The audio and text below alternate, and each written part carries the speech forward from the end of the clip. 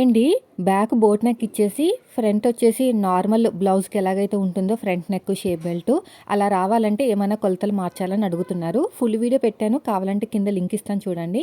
ఇప్పుడు వచ్చేసి మామూలుగా మనకి ఎలాగైతే క్రాస్ కటింగ్ బ్లౌజ్ ఉంటుందో సేమ్ అదంతా కూడా అలాగే మార్కింగ్ చేసుకోవాలి. ఫ్రంట్ పార్ట్ హైట్ ఒకటి, చంక లోతు ఒకటి, అంతా కూడా సేమ్ అలాగే ఉంటుంది. కానీ మీకు నెక్ డీప్ అనేది ఉక్సు పట్టి కాజా పట్టి ఆ రెండు చోట మాత్రం డిఫరెన్స్ అనేది కనిపిస్తుంది.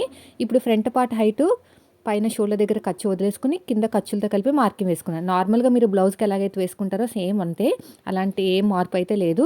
కానీ ఫ్రంట్ నెక్ డీప్ మాత్రం ఆది బ్లౌజ్ నుంచి మాత్రం తీసుకోకండి. సో నేనైతే ఎలా చూపిస్తున్నానో ఇలా నెక్ పెట్టేసుకుని ఎక్కడికైతే వచ్చిందో అక్కడికి చూసుకోవాలన్నమాట. కొంచెం ఎక్కువ తక్కువ అయితే అడ్జస్ట్మెంట్ చేసుకోవాలి, కానీ మీరు నెక్ డీప్ మాత్రం దాన్ని బట్టి తీసుకోకూడదు. తర్వాత ఉక్సు పట్టి కాజా పట్టి మనం తీసుకున్న ఆది బ్లౌజ్ నుంచి తీసుకోకూడదు. కింద నుంచి 1.5 ఇంచ్ మార్కింగ్ వేస్తే ఉక్సు పట్టి కాజా పట్టి హైట్ అనేది వచ్చేస్తుంది.